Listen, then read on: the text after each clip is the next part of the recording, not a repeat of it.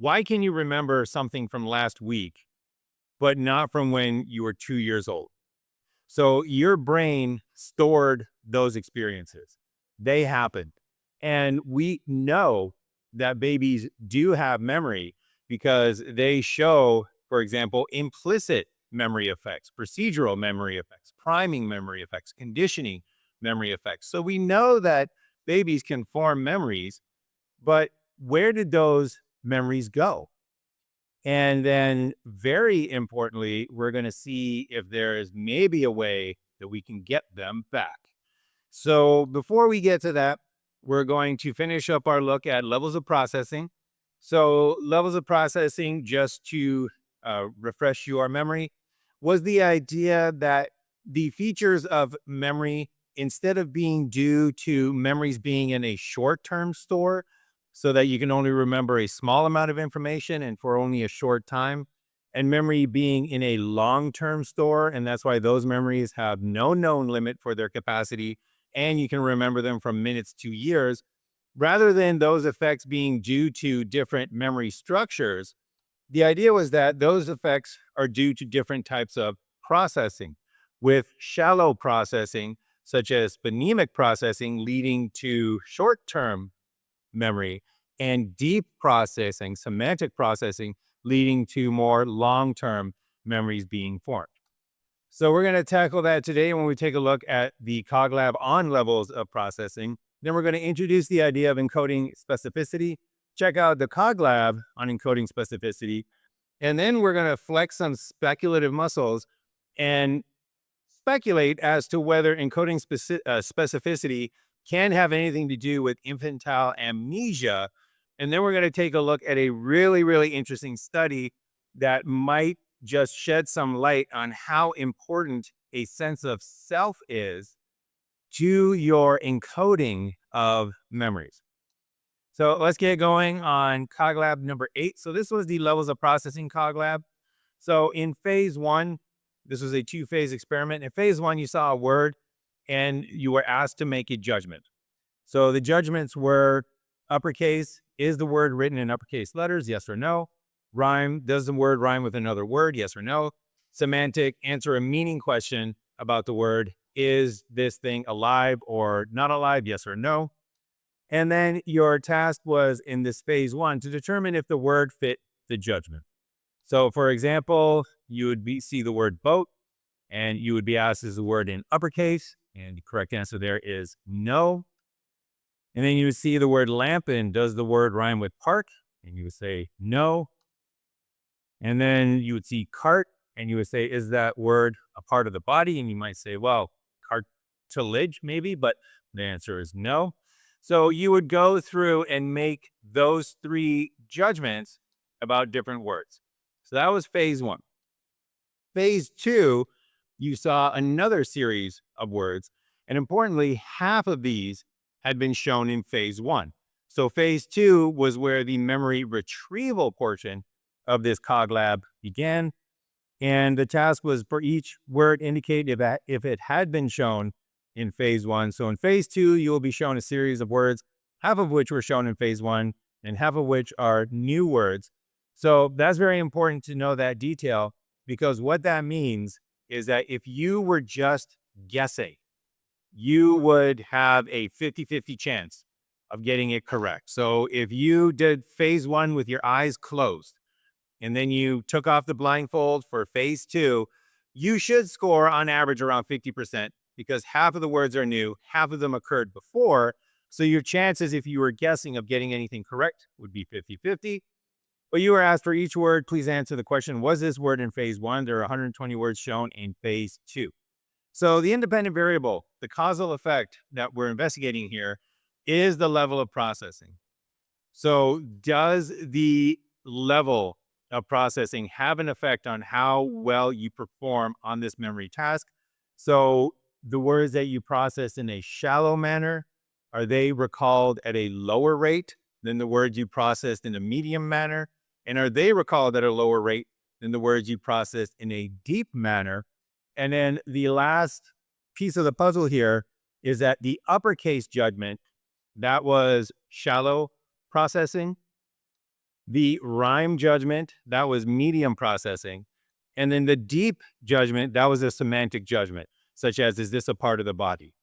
And one of the ways that I like to remind myself of what is shallow, what is medium, and what is deep is that try to imagine how much you need to understand the language that the word is in order to do the task. And if it's absolutely critical to understand the language, that is deep processing. So if you weren't an English speaker and you were asked, is this part of the body, cart? You would have no idea because you didn't speak the language. But if you were shown an uppercase judgment, is this an uppercase? You would be able to answer that question, even without knowing what the word meant. So the more you require knowledge of what the word actually is, the deeper the processing goes. So the medium processing, you need to know how to pronounce it, but you don't need to know what it means. So that's somewhere in the middle there. And that's just a way of sort of conceptualizing what is shallow, what is medium, and what is deep processing. All right, so end of phase one and phase two, you'll see a word and you will be asked if it was shown in phase one. So was this word on the list in phase one? First one is rice, you would say no. Second word was cart, you would say yes, and so on and so forth. So let's take a look at the results for the three conditions.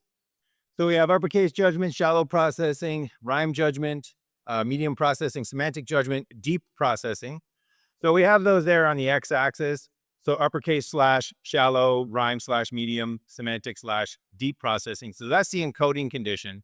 And then on the y-axis there, we have the proportion correct. And remember that just guessing will get you to 50%. So if you just flipped a coin every single time you saw a word, and heads you put yes it was on phase one, tails you put yes you were on in phase two, or no you were not in phase one, that would get you 50% responding, 50% performance on the proportion correct. And I mention that because the first result kind of shows how inferior shallow processing is in terms of memory, because your performance on the uppercase, which is shallow processed words, was just about 50%. So there is no evidence whatsoever that this shallow processing led to any memory retention whatsoever.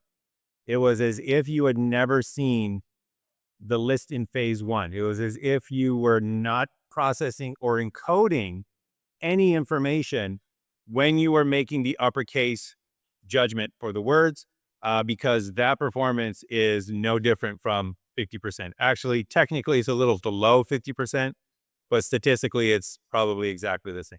All right, so horrible performance in the shallow processing condition. What about the rhyme medium processing condition? Well, that one we get a little bit better. So we have slightly deeper processing, and now we have better performance. We have longer term memory. By the time phase two came around, you were able to recall more words, and they stuck around for a longer time because of that deeper processing. And then to finish the analysis for the semantic processed words, which was the deepest processing, that one went all the way up to about 85% correct for the deepest processing. So you can see a clear indication that the more that you process, the deeper you process these words, the better your recall. And better recall just means that you could recall more words and they stayed with you for a longer time. More and longer sounds a lot like long-term memory. And the shallow processing meant that you weren't able to recall a lot of words and they were gone in a very short time. Small amount, short retention sounds a lot like short-term memory. So you can see here that the processing actually determined whether something was recalled in the long term for the deepest processing or recalled only in the shallow term for the shallow processing. All right, so we'll just go through some of the details here just to make sure that we're absolutely clear on some of these concepts. So what kind of learning was occurring in phase one? So was this an explicit type of memory test or was this an implicit type of memory test? And I'm going to handle this one because this one is a little bit tricky. because it was implicit in the sense that the instructions did not tell you to memorize the words. So the instructions simply said, make a judgment about each word. Is it uppercase? Does it rhyme with lamp? Is it a part of the body? So that would be an implicit test, just based on the instructions themselves. And in studies on levels of processing and in studies of memory, oftentimes you want to control the type of encoding. And the way that you control the type of encoding is by not letting people know that they're doing a memory test. Because the typical response of a subject is as soon as they know that they're in a memory test, they're going to default to their own preferred memory strategies. And a lot of times those are ineffective memory strategies. And a lot of times that will add noise to your study. So technically, it was implicit testing, implicit learning instructions. However, I told you this one is a little bit tricky because I don't think anybody here that participated in the CogLab did not know that it was a memory test. And I think everybody probably read through the instructions and said, oh, there's a phase 2 and phase 2 is going to be a memory test. Oh, okay, well, this is a memory test. So because of that, the type of learning that was occurring in phase 1 was both explicit and implicit. So the explicit learning came from the fact that you knew you were in a memory test, and maybe you tried some of your own strategies to remember the words. But at the same time, you were doing different types of processing, and that was an implicit type of learning. You weren't specifically trying to learn the material. You were just figuring out, is this part of a body? Does this rhyme with lamp? And that's an implicit learning, instructions for implicit encoding. On the other hand, what kind of testing was occurring in phase 2? Was it explicit or was it implicit? This one is much more clear. This one was explicit.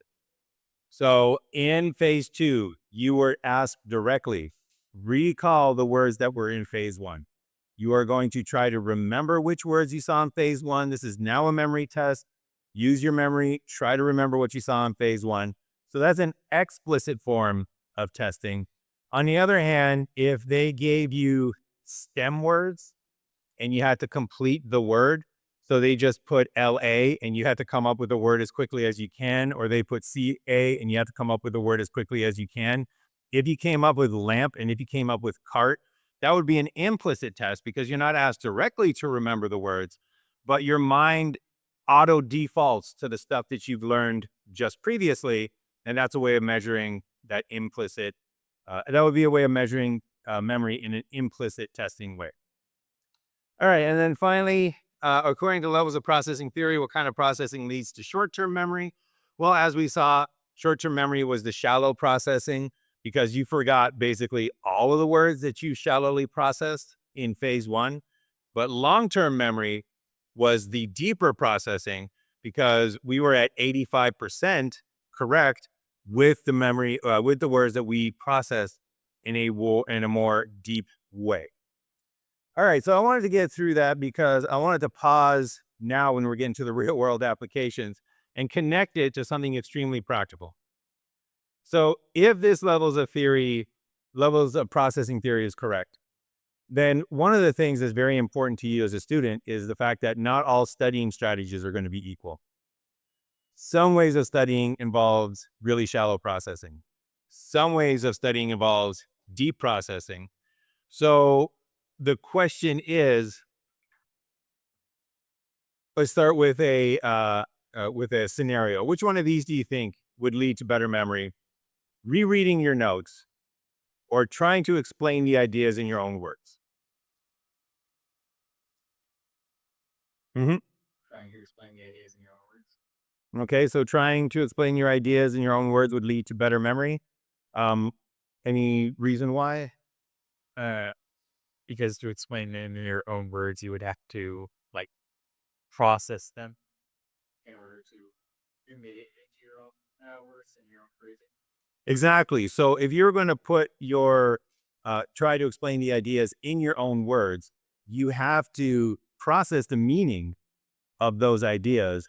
and then put them into new words that you come up that expresses that meaning. So you can't put something into your own words without processing the meaning of it first. So the way to kind of force you into that um, meaning processing, which is the deeper processing. What about, let's say that you were an amazing note taker and you just had note taking speed like crazy. So you could either write really quickly or you're really quick at typing. And you can write and type or type word for word what I'm saying. And there's another person who is a slower note taker and they have to try to summarize what I'm saying. Who's going to have the deeper processing in that case? Mm-hmm. The summarizer, because they have to put it into their own words and give it their own meaning. Exactly. So in that case, levels of processing theory says the person that's summarizing what I'm saying rather than writing it down word for word is actually going to have better memory for what I said rather than somebody who writes it down exactly word for word. And that's again because in order to summarize something, you have to first extract the meaning and then put it into your own words. And extracting that meaning, that's semantic processing. That's literally the definition of semantic processing. So that one I point out because I always, maybe betrayed is too strong a word, but I always kind of feel a little betrayed by my mind occasionally because you would think and you would hope that if you develop skills and you put in the time and you put in the effort and you put in the practice, those skills would actually benefit you in real concrete ways. And I just find it a little unfair that somebody who's put in the time to develop their typing speed or their note taking speed is actually worse off if they just do what comes naturally, which is try to write down as much as you possibly can, rather than the person who didn't develop that speed for whatever reason and is forced to summarize, they're actually better off. So if you are somebody who can write word for word or type word for word what I'm saying, then your challenge becomes going against your natural instinct to write down everything word for word and actually forcing yourself, imposing that constraint on you so that you're forced to process it more deeply. So if you are one of those individuals, I want to talk as quickly as I can. If you are one of those individuals that can write down everything that I say whenever I say it, if you are one of those individuals and it's scary to you to think to yourself, you know what, I've been doing this for so long, and I know Dr. Yurichbi just said is better processing if I summarize it, but I'm still a little anxious, still a little worried. I do post these online on YouTube. You can go back and you can write it out word for word. So I would highly recommend give it a shot. Try to do summary notes when you're in class. And if you feel like it's really not working, check out the video and know that you got that backup. Does anybody else have any kind of insights or suggestions or maybe study strategies that you use where after the levels of processing, you're like, oh, that's why I do that. And that's why it's so effective. Or does anybody have a study strategy that they like to volunteer where you thinking to yourself, well, I'm going to stop doing that because that's probably not working at all. Anyone got anything weird? All right. So we'll go on to the next thing, but just thinking about it in my own life, one of the when I was in undergrad, I did a minor in mathematics. So I had a major in psychology, I did a minor in mathematics. And one of the things that we would do is we would have to take notes during class. And this was, the teachers, they didn't make their notes available. And the professor that I was worked with literally wrote them on a blackboard. And we had 4 blackboards with the moving, blackboards like we have in this room here. And I'm not joking, the entire class was a race to keep 3 blackboards behind him at most before that blackboard got covered up. And we would just try to jot down everything because I think mathematics, to my defense, I don't think you can just summarize mathematics. I think you need the whole thing. You can't just be like, the derivative of x, I don't know, whatever x-ish equals this-ish, like you need the whole thing. But it was literally a race. And when you dropped out of the race, you just put your pencil down and was like, well, I'm going to ask a friend. That's about it. But I think for many other subjects, especially psychology as well, give a shot to that summary note taking. All right, babies, it's baby time. So levels of processing tells us deeper processing leads to better memory.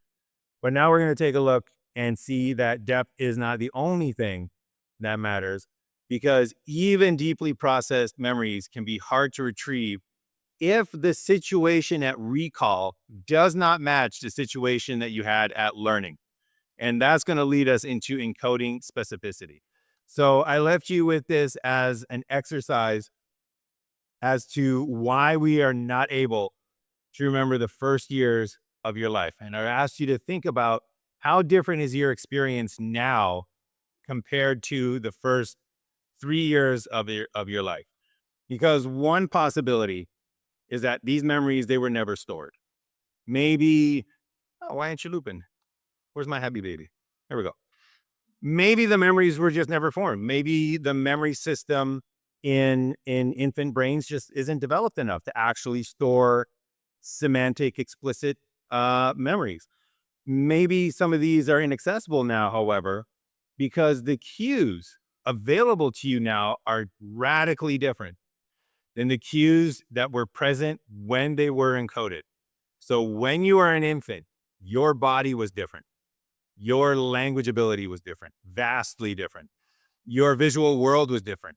The people around you were giant, and your perspective on your world was completely different.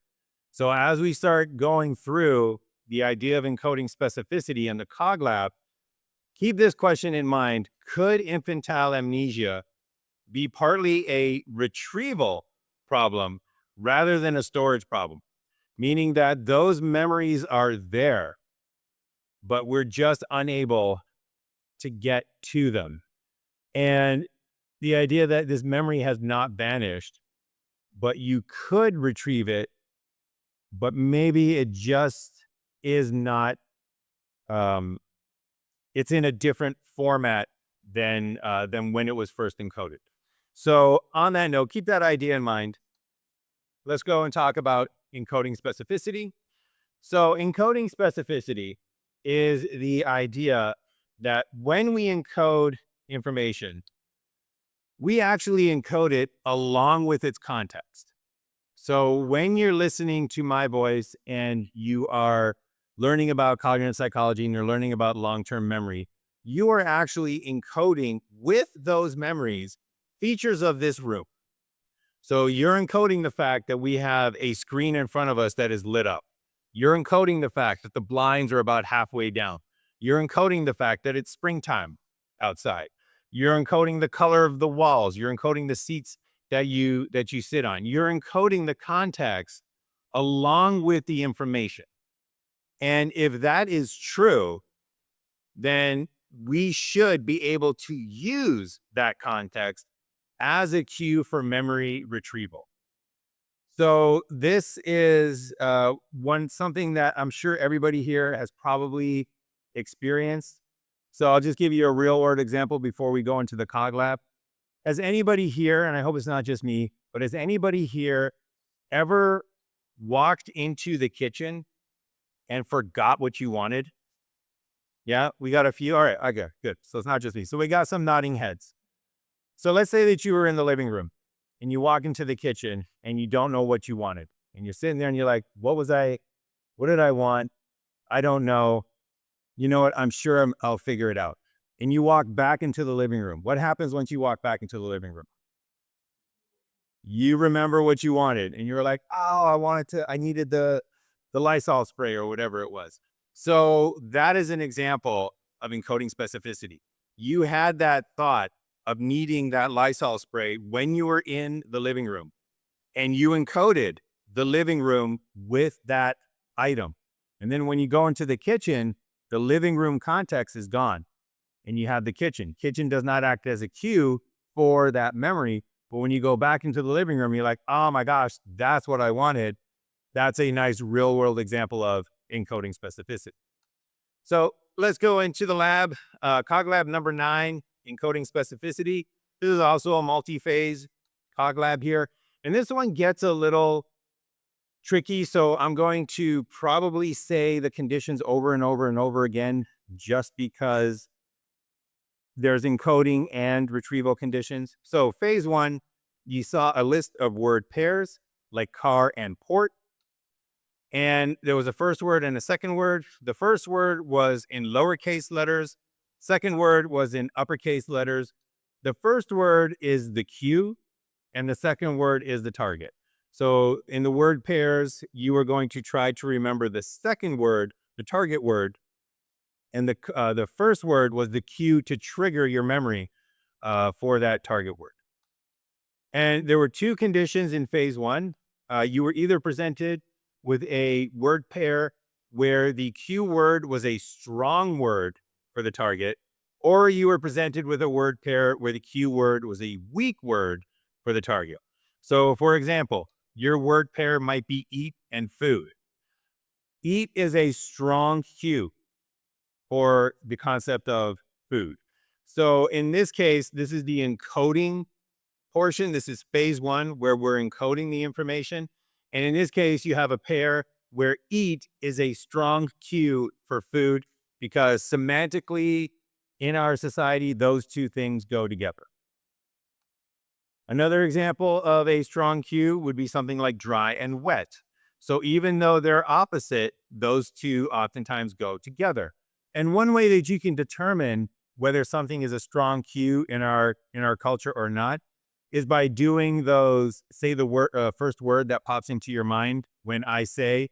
So if somebody says, hey, just throw in the first word that pops into your mind, eat, and you're like food, dry, wet, black, white, day, night, right? So it doesn't matter that it's opposite. It just matters that it's really strongly associated with the cue word. So we got dry, wet in the encoding. That is a strong cue.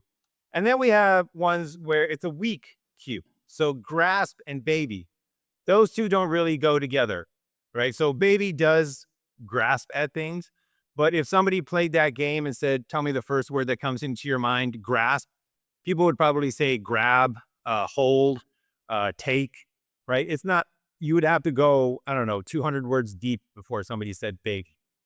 And then another one, encoding weak cue, bread and queen. Again, doesn't really go together, not very strongly associated. So that was phase 1. You read through a whole list of word pairs, some of them strongly associated with their cue, some of them weakly associated with their cue. And then in phase 2, instructions mentioned you will again see a pair of words, one in lowercase, the cue, and one in uppercase, the target. Your task is to judge if the target, the word in uppercase, was shown in phase 1. So you were presented either with a strong cue or a weak cue, and then your task was to produce the target, indicate if the target was in phase 1. So there's a number of independent variables here. There's actually 2. So independent variable number 1 is the encoding condition.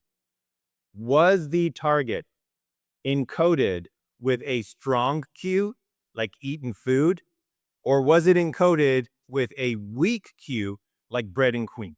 So that's the first independent variable. What was the encoding condition? Was it a strong cue or was it a weak cue? And then the second independent variable is what is the retrieval condition? So the retrieval condition could either be a strong cue or it could be a weak cue. So you could now combine those 2 independent variables to give us our 4 conditions. And the 4 conditions are that you encoded the target with a strong cue, and then a strong cue was given to you to help you retrieve the target. So that's a strong cue in encoding, strong cue at retrieval. You could have a strong cue when you encoded it, but then you get a weak cue when you're trying to retrieve it. You could start with a weak cue when you encoded it, but now you get a strong cue when you're trying to retrieve it. or you started with a weak cue when you encoded it, and you ended up with a weak cue when you were trying to retrieve it. Which one of these is going to lead to the best performance? Which one of these is going to lead to the worst performance? Does it support this idea that we encode context as well as information? Well, let's take a look. So at the start of phase two, you have to answer the question, was the uppercase word in phase one? So you might see something like eat food, and this would be a case where the encoding was a strong cue. So you saw eaten food in the encoding condition, and then the retrieval was a strong cue. You saw eaten food in the retrieval condition, and those two are highly associated. On the other hand, you might get a situation like this one, cave and wet. So wet was encoded with the word dry. So the encoding was a strong cue, but now that you're getting a retrieval, it's a weak cue. So cave and wet, not very strongly associated. So this is encoding strong cue, retrieval weak cue. Infant baby is an example of encoding with a weak cue because the encoding cue was grasp. However, now you have a very strong cue to try to retrieve the information that baby was on the list. So now you have infant baby, two highly associated words. And then finally, you could have encoded with a weak cue, like bread and queen, and then got a weak cue to retrieve that information, bread and queen as well. All right, so those are the four conditions. What happened? Oh, here we have on the x-axis there, we have the encoding condition. So this is how you learned the information. Did you learn it with a strong cue or did you learn it with a weak cue? And then up in the upper right, you can see the legend. The blue bars are going to be for the test phase. Did you retrieve the information using a strong cue or did you retrieve the information using a weak cue? So the blue bars are for the strong cue during retrieval. The red bars are for the weak cue during retrieval. And then proportion correct on the x-axis there. Basically, were you correct or were you incorrect? Higher bars mean better memory, better performance. All right. So there's a lot of moving parts. Let's start getting some bars up there. So we're going to start with the strong encoding condition, two words that were highly associated in encoding, followed by the strong retrieval condition, two words that were highly associated during retrieval, and we get performance of around 75%. So that's encoding with a strong cue and then retrieving with a strong cue. And now we're going to compare that to encoding with a strong cue, but retrieving with a weak cue. And this one will be no surprise whatsoever because the performance is worse if you encode with a strong cue, but then you try to retrieve that with a weak cue. No surprise there, you're not as good as when that retrieval is a strong cue. So in this case, for this encoding condition, it looks like strong cue basically equals better memory. All right, so far so good? Okay. So what happened with the encoding condition when you encoded with a weak cue? Well, if you encoded with a weak cue and then you retrieved it using a weak cue as well, that's the performance right there. So that's encoding with a weak cue and then retrieving with a weak cue. And if stronger cues equal better memory, then if you encode with a weak cue and you recall with a strong cue, we should see a higher blue bar there. If it is in fact that strong cues equal better memory. But what we see instead is we see slightly worse performance. So in retrieval, when you are presented with a strong cue, your performance suffers if you encoded it using a weak cue. So in this encoding condition, during retrieval, the weak cue actually leads to better memory. And the pattern here is not that a strong cue leads to better memory or a weak cue leads to better memory, but it's a matching cue that leads to better memory. Whatever the cues were when you learned the information, those are the cues that work best when you recall the information. So again, it's the matching of those cues because you encode the cues when you encode the target. And that means that those cues, whether they're weak or whether they're strong, they're the better cues to recall that target later on. All right. So does that result make sense? Everybody clear on what happened in the pattern there? Okay.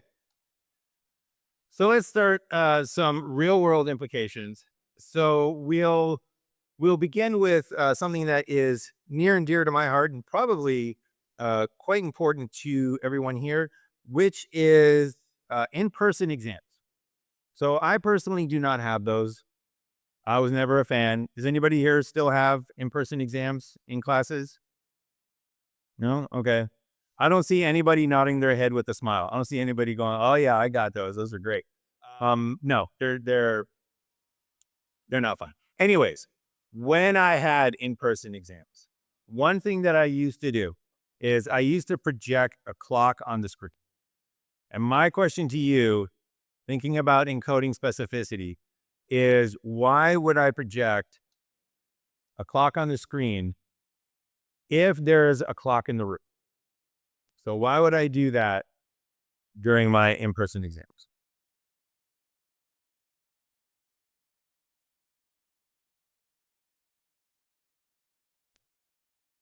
So I'll give you a hint. I was trying to improve the scores of my students.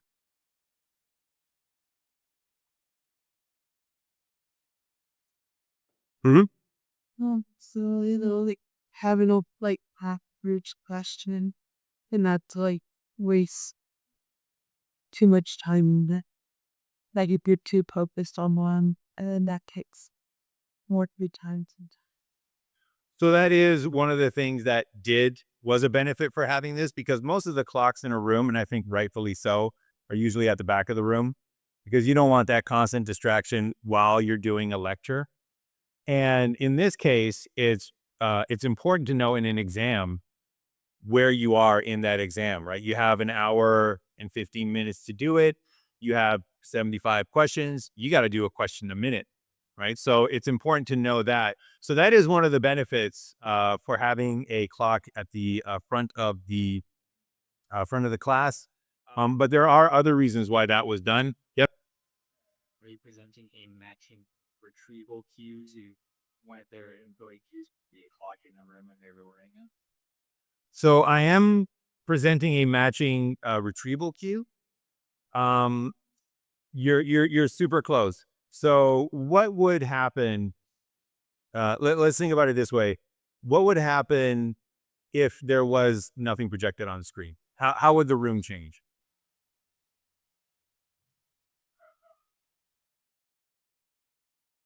So if nothing was projected on the screen, right? If we went like that, what just changed in the room? Well, there's a brightness change, right? So the room just got a little bit darker. There's definitely a brightness change right there, right? So that part of the room definitely got much darker. There's no information up on the screen, whereas in my class, there's usually tons of information up on the screen. Yep. Maybe like a focus change. I know sometimes I need something to look at how to focus versus just like a blank wall. Like you makes you like wonder to find something. Whereas a clock already there, like you like, okay. I just look up and it's there. I don't have to search for It's hardly that. It's very close. It's very close because it is the idea that it does help you focus and it actually does help you recall. But there's a very specific reason why that occurs. Yep. The retrieval cue is something being projected on the screen will match your an encoded cue when they learn it with something that's on screen. Exactly. So in according to encoding specificity, which is why I did this, when you're learning this material, something's on this screen, right? There's light being projected, there's words on the screen, there's information on the screen. And in that situation, you learned the material, at least partly, you learn the material with information like this on the screen. And you encode it when you learned that material, you encoded bright screen, information on the screen, class a little bit more lit up. So when I was doing my exams, if I put this up on a screen, I couldn't put this because you don't want to just put up the answers. But when I put this up on the screen, it created the same context or a much closer context to when I was actually presenting the material than if I just had it blank. And what that meant is that you were able to retrieve the information that was presented in this class much better because the context that was present when you encoded it was duplicated when you performed it or when you were trying to retrieve it. And that's one of the reasons why I feel that as much as you can, try to recreate your study environment in your testing environment. So if you're taking an at-home test, wherever you study, wherever you do your work, do your test in that location. Yep. Do you think the scores would have been even better if you had quit like just a meaningless graph just up on the screen for the students? Like, yeah, Yeah, according to encoding specificity, yes. So the question was, do I think their results would have been better if I had maybe like a meaningless graph? And I told them, this graph is garbage. Do not, don't look to this graph for answers, but I'm just putting this up because, I'm doing this encoding specificity thing. Yes, encoding specificity would say that matches the encoding conditions when they were learning more closely, and that should increase their memory ability. And incidentally, this is one of the reasons why psychology has become very collaborative in terms of doing research and in terms of doing interventions and things, because I actually did not think of that. So having you on my team at that time, it would have been a nice little addition. And I think the students would have been like, oh yeah, that was a great idea. But that is a great idea. Absolutely. Yeah. So also, just on that note, as much as you can reproduce your study environment in your testing environment, you're going to do better in your testing environment. So I actually had a student who, after they learned about encoding specificity, bought a ton of gum of like a particular flavor, and they would chew that gum during study sessions. And then when the exam came, because it was in class, they would chew that gum in class. And they told me that they basically did it to recreate that sort of cue that they use to encode the information. So if you study in your pajamas, show up to your in-person exams in your pajamas. If you have a certain scent in your room, bring that scent as much as you can to the exam room as well. Just try to recreate. Encoding specificity says you will perform better if you can recreate your study environment in your testing environment. All right, so that's encoding specificity applied to studying. Now let's take a look at encoding specificity and what it might tell us about infantile amnesia. So if encoding specificity is true and memory depends on matching cues, this raises a fascinating question, which is what happens when the cues from learning no longer exist? What happens when all of those cues are gone? Does that make a memory unretrievable? And that is what we're going to lean into right now, taking a look at encoding specificity and infantile amnesia. So infantile amnesia, we all suffer from amnesia. And infantile amnesia is that process or that phenomenon where we just cannot recall events that happened before the ages of about 3 to 4 years old. So if you think about your earliest memory, you're probably not going to remember something that happened when you were 6 months old or 1 year old. You're probably going to start having memories that you can recall today when you're around 3 to 4 years. So, a nice review paper that kind of collected a bunch of this research Kinds of memory from Roediger, Marsh, and Lee. And they have this graph here, which is the number of memories per decade. So the y-axis there, that's the number of memories per decade that you can recall. So in all of these studies, basically the instructions were, just tell me as many memories as you can from your life, right? As many things as you can remember in terms of what happened to you. If you were writing your autobiography, what would you write? And people would write out their memories, and then they would be encoded for how long ago did those memories occur to you. And what they found, they have age of memories in years there, but this is a little bit easier to understand. The older you are when the memory occurred, you're going to recall more of those than memories that happened when you were young. So memories that happened to you when you're old, you're going to, or older, should put older. Memories that happen to you when you're older, you're going to recall more of them than memories that happen to you when you're young. So these are memories here that happened in the last year, right? So if you had to write down everything that you can remember, it happened to you from today, to last year, you could write anywhere between like 100 to 350 things that you can remember happening to you. But then as you go to memories that occurred younger and younger and younger, you get to the point right here where you have your youngest memories. And beyond that, you got nothing. So you were alive in that green rectangle. You were doing stuff in that green rectangle, but you cannot remember memories that occurred to you before a certain time when you're young. Incidentally, that peak, that little bump that you get, that is right around adolescence, early adulthood. And this is a nice corollary finding to levels of processing. And one of the reasons that researchers think that we get that bump is because in your teenage years and your young adult years, so many meaningful things happen to you. So think about this. When you're a teenager and you're a young adult, you might get your driver's license. That's a big thing to happen. You graduate high school. That's a big thing to happen. You get your first boyfriend or girlfriend. That's a big thing to happen. You get your first job. That's a big thing to happen. Maybe you move out on your own. That's a big thing to happen. There's many big things that happen that you can process very deeply because they're very meaningful.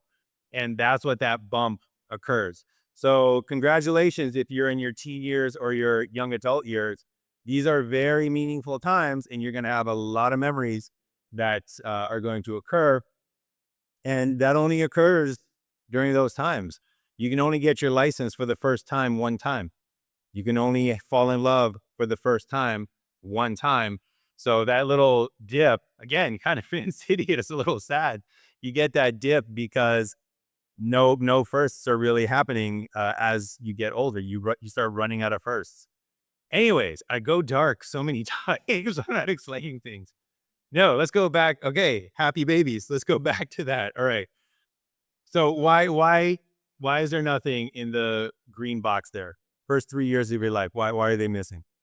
One possibility, and this is going to go into encoding specificity, is that the cues and the context that we encoded when we are babies are gone. They're just completely, massively different. So let's take a look at what a few of these cues might be. So we're going to contrast the world of the young adult with the world of the baby, just so we can see how different the context might be. So the first thing that we're going to take a look at is your visual acuity. How good is your vision? So this is the world that an adult lives in. Nice, crisp, clear, focused images. This is the adult that a baby lives in. So babies, when they're born, have about, I think it's 2200 vision. So they don't have 20/20 vision. They got like 2200 vision. And if you've ever wondered why parents and caregivers learn to stick that baby right up to your face, why aren't they over here going, usually, doing the little baby talk, right? They're never out here. They're putting it right here because this is how close a baby needs to be to recognize you, right? It got 2200 vision. So this is the world we live in today. That's the world we lived in when we were babies. So if we encoded this blurriness, this low level of acuity when we were babies, that is massively different in terms of the cues that we have now. And then you take a look at the physical world that we live in, right? This is the physical world that we live in today. That's the world we lived in when we were babies. Things were gigantic when we were babies, right? When was the last time that you saw a chair that you had to climb up on something so that you could then climb up on the chair? It's a completely different world. So once again, any memories that we form, we encode the context, and that's the context that we have now as adults. That's the context that got encoded when we were babies. And then this is our world walking down the street today. That was our world walking down, well, not walking down the street. If we were toddling, let's say we were toddlers, we were walking by the time we were 3. That was the world we lived in. It was a world of legs and knees. So again, any memories that we had might have been encoded with those cues, and those cues are now gone. So the idea here, and you can extend this to language as a cue. We did not speak language when we were babies. We speak language now. So if we're using language as encoding cues, or not language, whatever mental language babies speak, then those cues are no longer accessible. We don't know how we thought and what thoughts were like when we were babies. So again, it's that idea of we don't have that matching cue anymore because our world is fundamentally different than it used to be.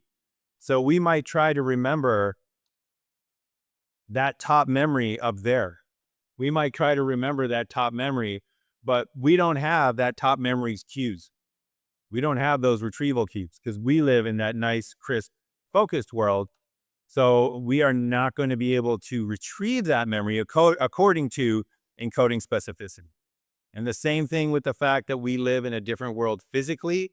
Any memory that we had when we were crawling around on the floor was encoded with those cues.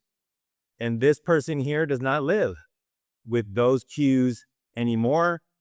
And the same thing with people walking down the street. Those were the cues when you were a little toddler walking down the street. Those cues are no longer available to this individual here. And encoding specificity indicates that the cues are going to help you recall that memory.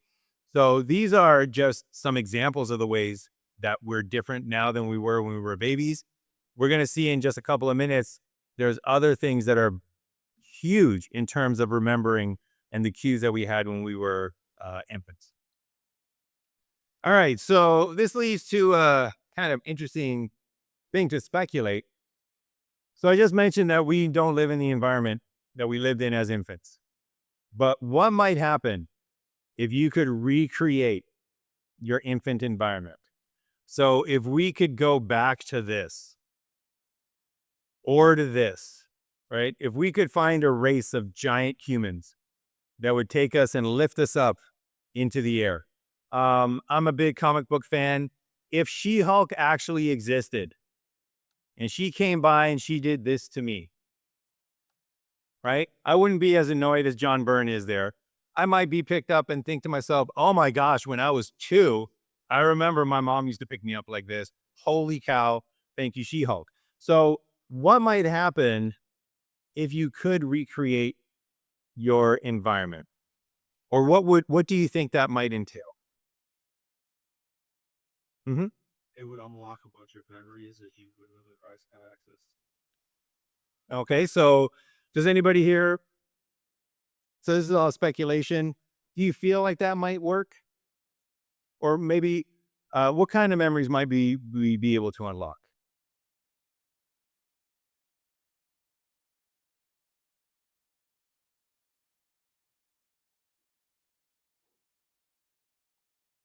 So do we think we would be able to unlock maybe episodic memories? Or would it be more kind of like emotional memories? If it would unlock any memories, which I don't personally think it would, I think it would have to be emotional memories. Because I don't think I have a feeling that episodic memories just aren't properly processed in the infantile stage. Okay. So you would say that it's mostly emotional memories because the emotional memories would have been processed, but episodic memories would not have been processed. Okay. Does anybody else have an opposite idea to that? Hmm.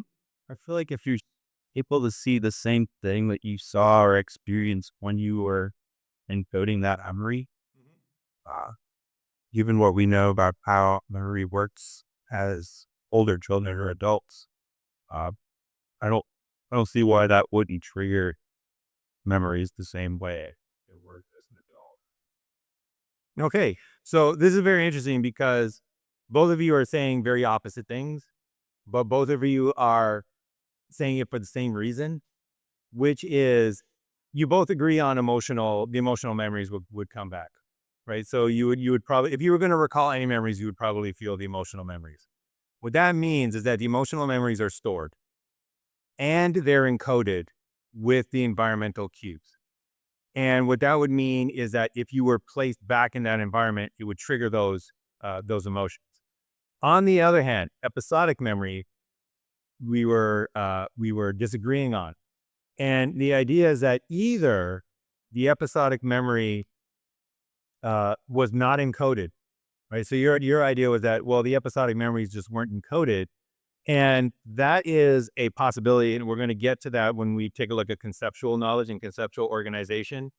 It's one of the reasons why in any field of study, the more you learn, the more everything starts connecting and making sense. And if you think of a baby just starting out, it's got nothing to connect anything to, right? It's just in the new world. So it's just kind of grabbing at pieces. So it could be that it never got encoded to begin with. On the other hand, it could be that it is encoded and it is waiting there, but the retrieval cues that are needed are just so very different. So one of the things that we could do to actually test that would be to go to an artist exhibit like one that Robert Therrien would make. So Robert Therrien, he was an American artist, passed away in 2019, but he was well known for his large scale sculptures. So this is him with some of his artwork. And it would be absolutely fascinating to go to one of these exhibits and just ask people, hey, did this stir up any memories for you? Did you remember something that you did when you were a child? Because one of the things that struck me when I saw this is, well, I'll tell you two things that struck me when I saw this. And I'll say the first one first because it's more shocking. Uh, yeah, I'll just say it was in a way that's shocking. This art is stupid, right? It's irregular everyday objects. It's ridiculous, right? He had this idea where he said, "Hey, I'm just going to take stuff and I'm going to make it bigger." Right? And that's it. That was the leap. So on the one hand, it's completely stupid.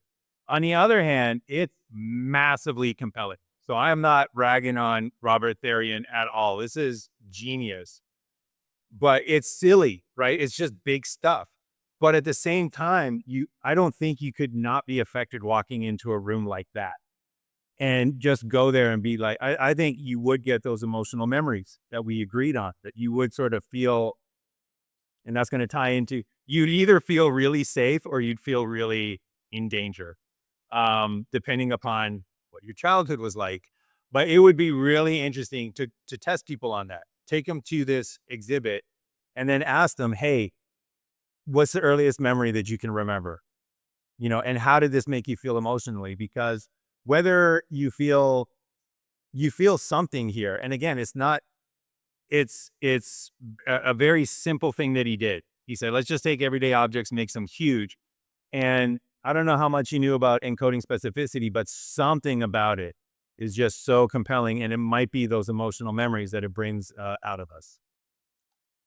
All right, so the last speculation that we'll mention is this might be a way of taking a look at certain types of art, certain types of images that we see, and a way of testing whether or not infant memories are actually comforting to people or traumatic to people. And one way that you could do that is by testing. Well, first, let's just mention why both of those are possible. So if you take a look at your infant, a typical infant's experience, it's one of the most comforting, cared for times of your life, right? So you have hopefully you had a dedicated caregiver who was keeping you alive, giving you food, giving you, changing you when you needed to, providing you with comfort, providing you with love. Um, Happy babies are a actual thing, right? We always see happy babies. At the same time, there is something a little traumatic about being a child, being an infant, because it is one of the only times in your life that you have ever experienced being completely helpless. So think about the last time in your life that things went so bad for you that the only thing that you could do was lie down and cry until somebody came to help. All right. I hope you're going through your episodic memory and thinking, "Oh, hey, that never happened to me." But if it did, we call that trauma, right? That is a traumatic experience. You went through that daily as a baby, right? You went through that when you were crying at night until somebody came and fed you. You couldn't do anything about it. You couldn't get up and feed yourself. So there's a certain traumatic aspect to that. And one of the things that we could possibly do to kind of test whether somebody had a traumatic childhood or a not traumatic childhood, or whether they encoded their traumatic experiences, that might be a better one, whether they encoded their traumatic experiences more than they encoded their accompanying experiences, or vice versa, is to take a look in our culture at how they respond to giants. So if you gravitate towards depictions of giants like from Attack on Titan, if this is something that you find compelling, if this is something that you find interesting, it might be because this triggers memories of your childhood and you've encoded more traumatic memories of your childhood. On the other hand, if when you think of giants, you think more of Steven Universe, and all you want to be is someone who can see a giant woman, then this might be more compelling to you because that's your memory of childhood. It was comforting. It was protecting. You were safe. Well, he did. Okay, he didn't look too safe right there. Wait for the stars in his eyes. You were safe and you had a protector. So it would be a really interesting study to just kind of take a look at either individuals or maybe the culture as a whole.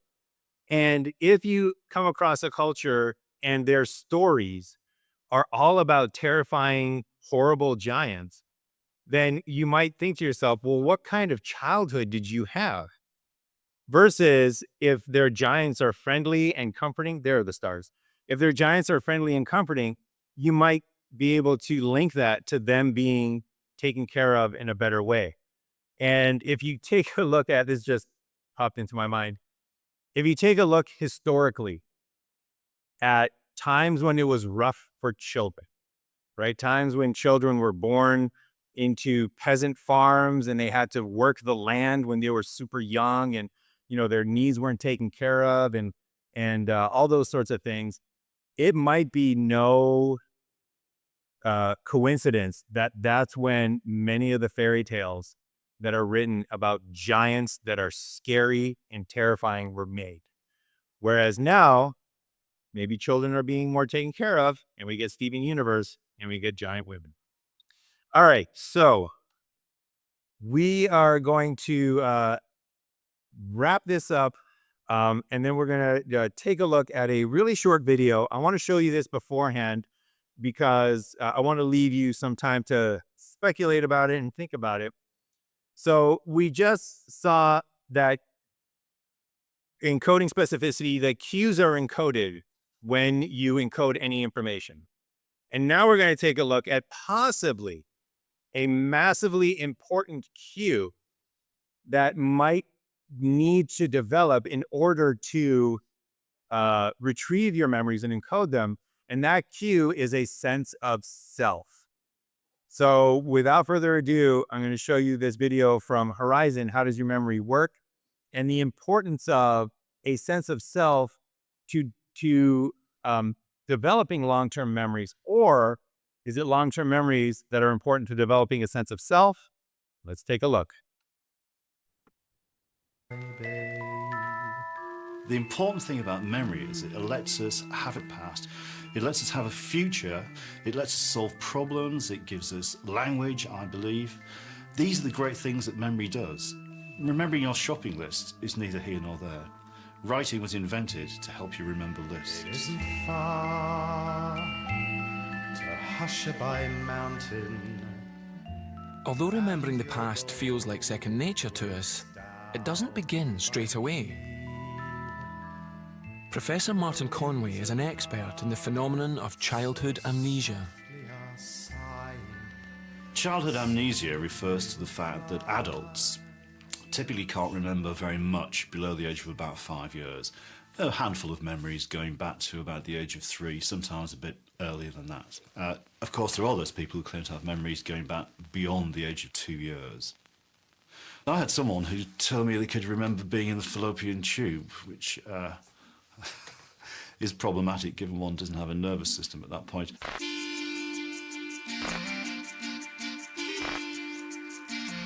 Professor Mark Howe is looking for the key change that enables memory to begin in children.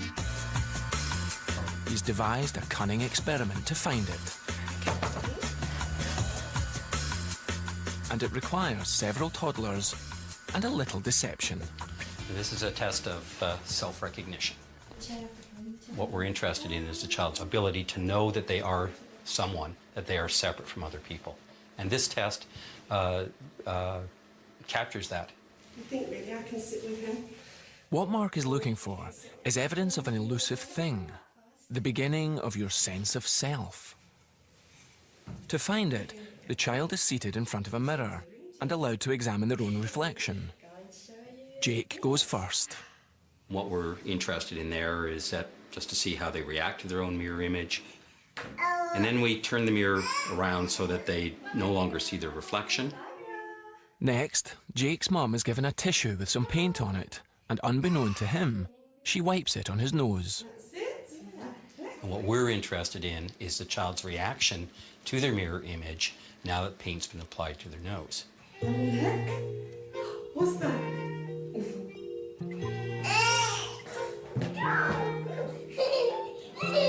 Ben's not smiling, he's not happy this time. I think Ben's a bit tired.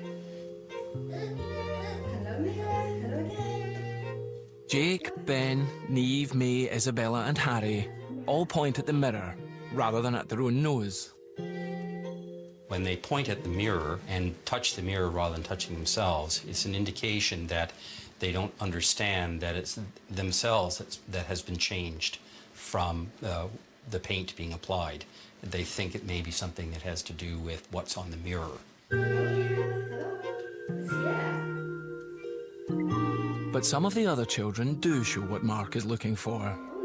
The child is wiping the paint off their own nose. What it indicates is that they now recognize this is a feature of themselves. This is something that shouldn't be there. This is not part of who I am. I don't recognize this as part of me.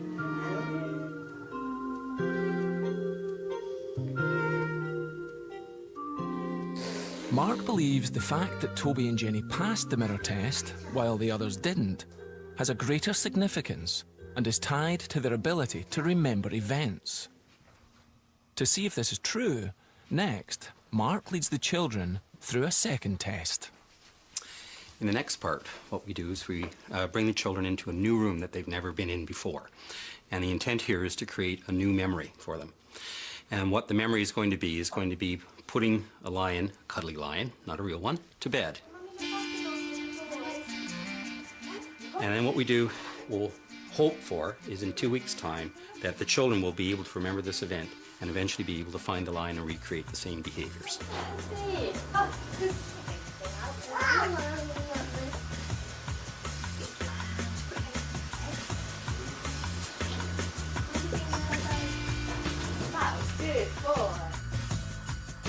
So, 2 weeks later, the children return to the same room to see whether they have formed an autobiographical memory. That is, a memory for the event of putting Leonard to bed. Can you show me where my lion was? Can you remember where the lion is? Can you show me? Ben, Jake, May, Isabella, Neve and Harry are all unable to find Leonard the lion. Lion? Where's lion? But Jenny and Toby do better. Is there lion here? I've completely forgotten. Is he in here? That's what I said, isn't it? So the children who passed the mirror self-recognition test 2 weeks ago and who also had autobiographical memory today were Jenny and Toby. Mark believes this is evidence that a sense of self is necessary before children can start to form memories for events that happen to them. So this is the key to the onset of autobiographical memory. Before that, we may have memories for events. We may have memories for things that occurred, but they're not things that occurred to us. They're just things. What makes these events more memorable, what makes them autobiographical, is this emergence of this self, and that now these events aren't just simply events. They're events that happen to me. All right, so a couple of things to think about before we meet next time. Number one, in terms of encoding specificity, what would that result there indicate in terms of your sense of self being an important cue to recall your memory? Because one of the things that hopefully you always have as you go through life is your own sense of self. It's never going to not be there, right? Hopefully at no point do you ever wake up and think to yourself, well, I don't think I'm me anymore. I mean, that would be cause for concern. So you always have that sense of self. It's always a cue that is being encoded with your memories. However, ages 0 to 3, you might not have had that sense of self. So how would that impact your ability to recall those memories that were encoded when there was absolutely no sense of self? And then a real kind of brain mind twister. The professor there was mentioning, the researcher there was mentioning that you need a sense of self to create autobiographical memories. So he was speculating that it's that sense of self that is required first, and then you can start making these autobiographical memories where you can recall that things have happened to you because you have that sense of self. On the other hand, this is kind of that Mitch Hedberg situation where forget everything you know about slipcovers. I did. Then he tried to sell me slipcovers.